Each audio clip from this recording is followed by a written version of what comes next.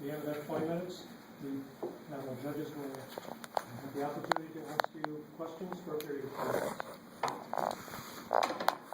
minutes. First of all, good morning for attending the annual North Jersey Robotics Competition. My name is Carla, and I, along with my fellow team members, Javon, Armando, and Shahan, will be giving you a brief explanation on why we built our robot and why we include certain parts. Not only that, but we will also give you a brief explanation on the robotics and college prep team of JFK. We named our robot Mithras. Mithras is a god. He was a famous god in the Roman era, meaning honor and strength. And we also thought it was a very good name for a robot. We have 5 sections, and that includes the base, the arm system. The arm system was broken down into 2 separate sub-bases, which is the elbow and the clip and the grabber. Then it includes the scissor lift system and the drive system and also the move. Okay, for the base, we chose to use wood instead of metal because we thought it would be lighter and it'll less, and it would learn, and it would allow our robot to move faster than all the others. It kept the robot stable, and it protected the structure from breaking and moving. Next. For the arm, we had to switch a design because originally we planned to use this design, but it was intended to be way too larger for our motor to handle. So we had to switch and use that one instead. What we planned it to do was pick up items you had to assign to do stuff. And the elbow. In the elbow, we used our gear ratio was 1 to 3. Our motor was powerful enough to handle that. It wasn't burning.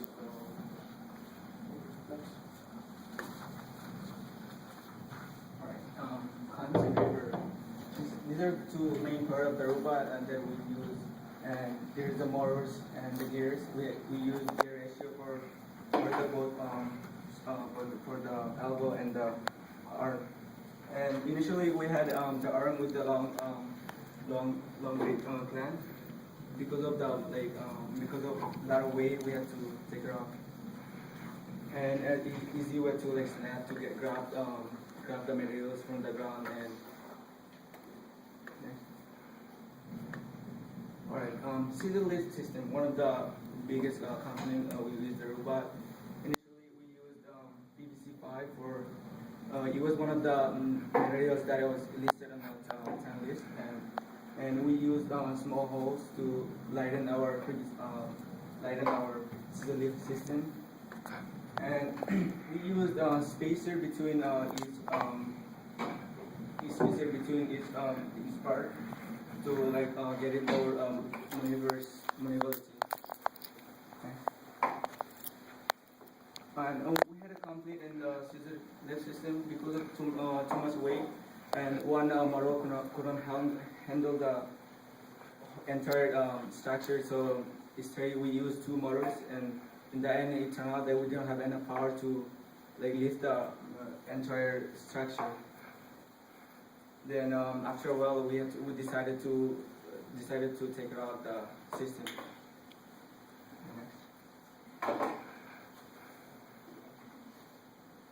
This is the part this is the final design we have for the robot after we taken out the scissor lift system, and we ended up with a container which is easier to put material inside of it. So the drive system.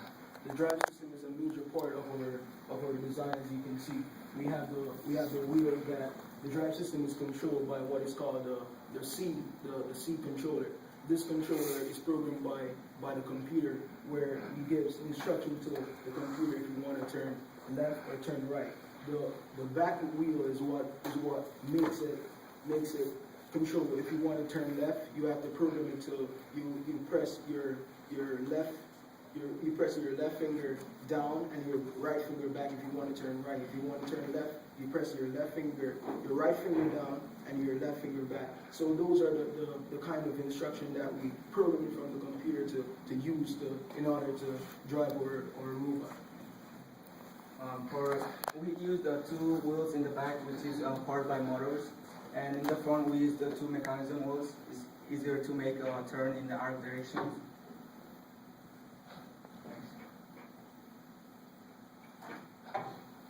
So the programming, as we were saying, is DC controllers.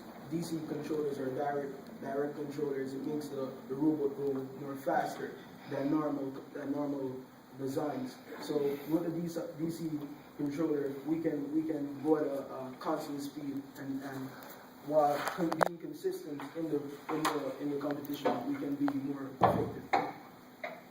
Next, this is a blueprint of our design. Here over here, you can see the numbers right here, the annex brick that we can show you over there on the demonstration. Can you bring it forward, please?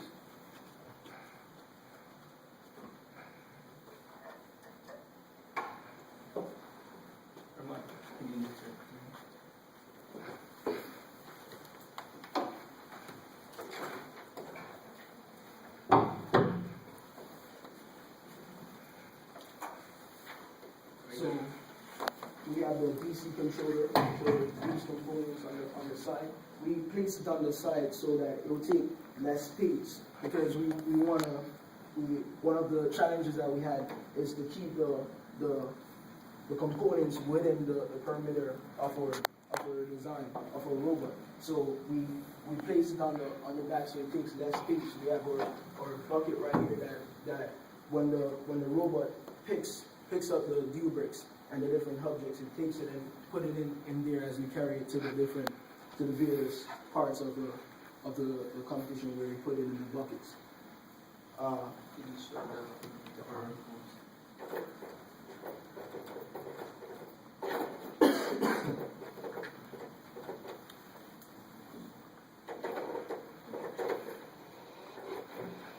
The arm moves in a pivotal, you can say a hinge direction, in and out.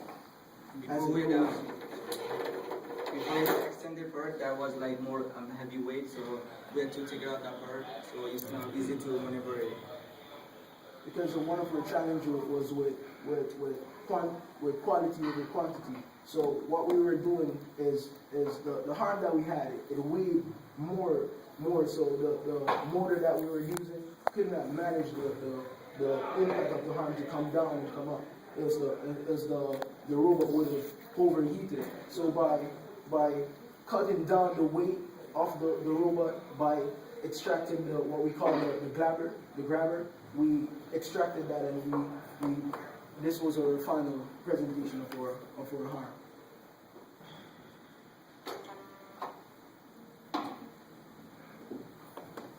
So trials and error. For trial and errors, we did have to edit a lot for our robot. We ended up taking, there were certain parts where our U brackets were not placed correctly. We also had to place certain spacers here because it was causing friction, and it would have overheated the robot, and it would have messed the robot up. We had to, take out the scissor lift ultimately because it would have weighed the robot down, and our motors just didn't have the power for that.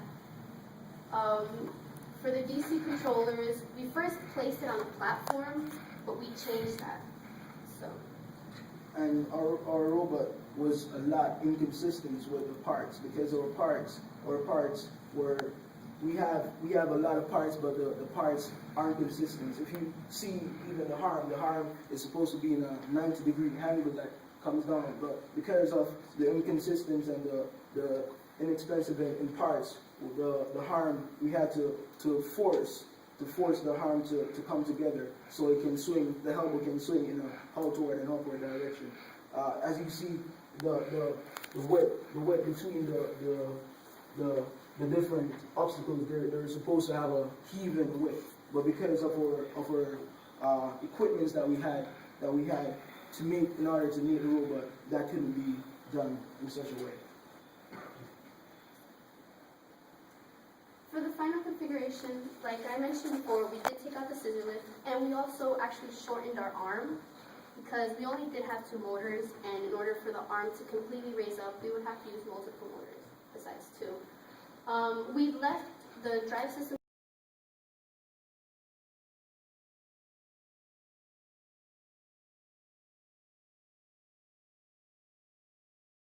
been too much weight, and really the motors didn't have the power for that. And for 2 wheels in the back, we use gear ratio, which is 4-in-1. It helps to give the mechanical advantage because when we use on the motor, we have the bigger gear, and another small gear we use for the wheel, so it gives the 4 times the mechanical advantage. So it's easy to get more speed and more controls.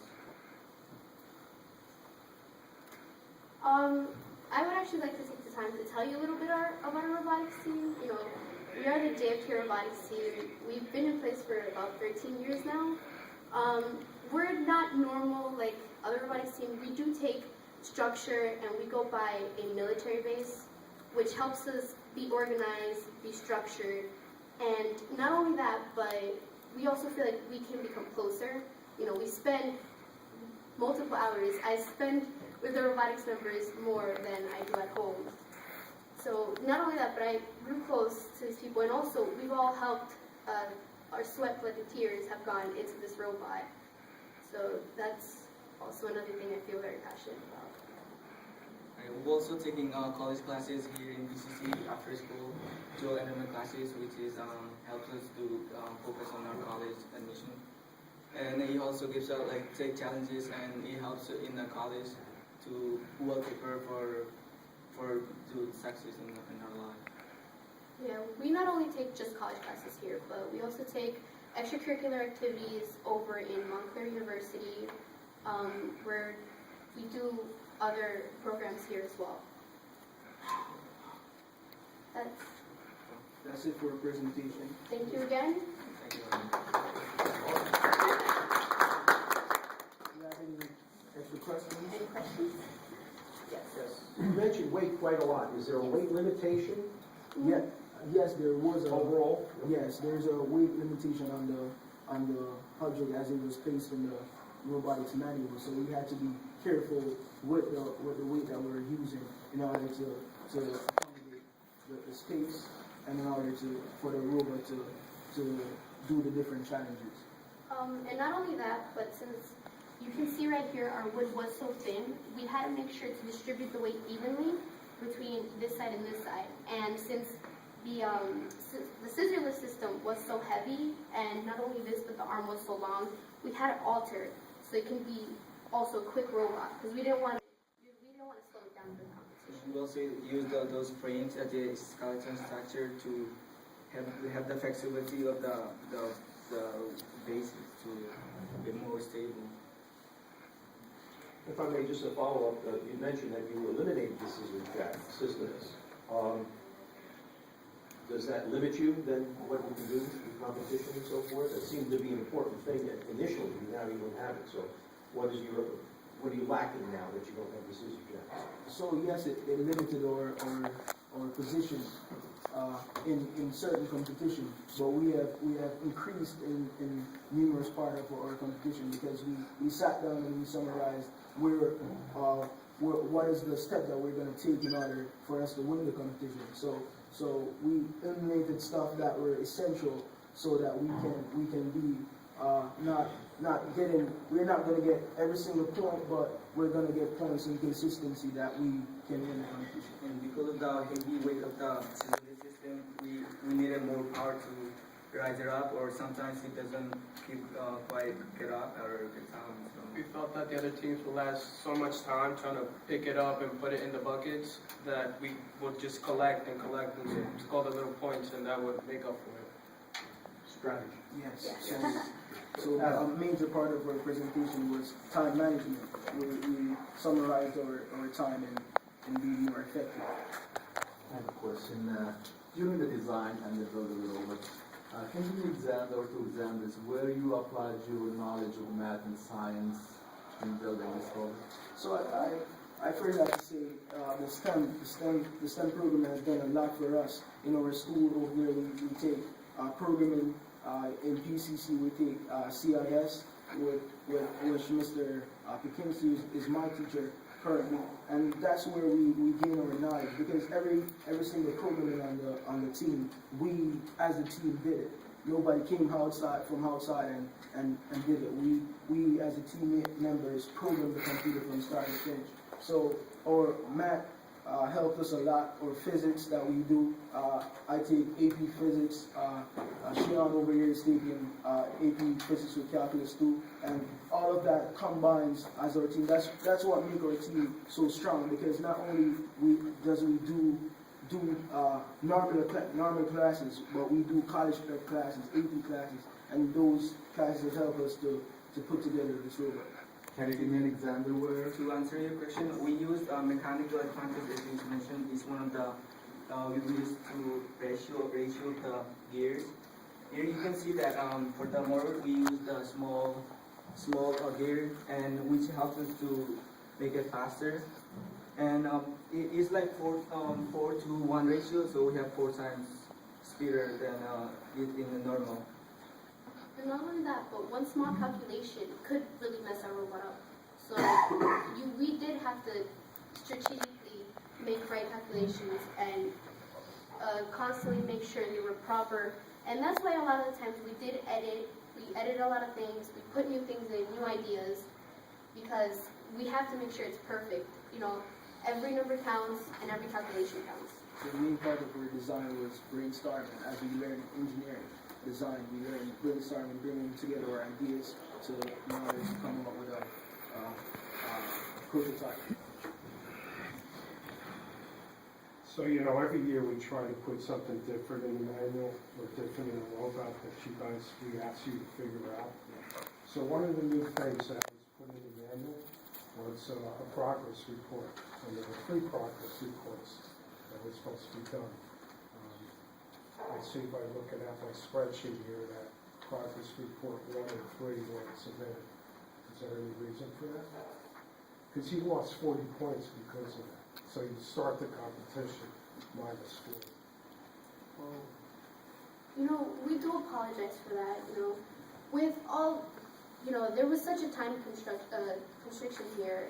We didn't really have the time to go progress reports. You know, our main focus was to get this robot ready, to make sure it was speed ready for the competition, and that was really our main goal. Again, I do apologize. No, you don't have to apologize. Not submitting. It's not an apology. It's just that Yeah. it's a 200 to 300 word progress report. So it's only a couple of paragraphs and it's a couple of pictures. And because you didn't submit that, you know, you start the competition minus 40 points, which, you know, it's a lot to make up. So next year when you come back, because I recognize a lot of people here from the other years. So next year when you come, try to do the progress reports. You know, they're not really that intensive. It's a 200 or 300 word report. And, you know, you should assign somebody just to do progress reports. And assign somebody to take the picture, just like you did in your PowerPoint. You know, pictures like that, you could have put that into your progress report. Just show that the robot being built along the way. And you would have been able to get those points with no problem. So the other piece is that we changed the robot. So how do you like the new form of the robot? You know, the new parts, they weren't the same as last year. We like them pretty well, because we brainstormed it to maneuver our design and to be more flexible and more movement in the harm, as you can see. So it was pretty good. It's a challenge. Do you have any comments on whether or not this is a good thing or a bad thing? It was a challenge with the parts, because as you can see, it has a lot of weight. So for example, the harm, the motor that we have to work with, the harm cannot facilitate the amount of weight that we want to go up. So that's the reason why we extracted that long piece that goes up to the high part with the elevator lift, because we couldn't maneuver with the motor that we had. Right. And take next year of using counterbalances, and maybe you can make that one a little bit better. Okay. So It's a challenge. Yeah, no, that's But what we this love challenge challenges. is. It's supposed to make you think. Any questions? Thank you. Thank you.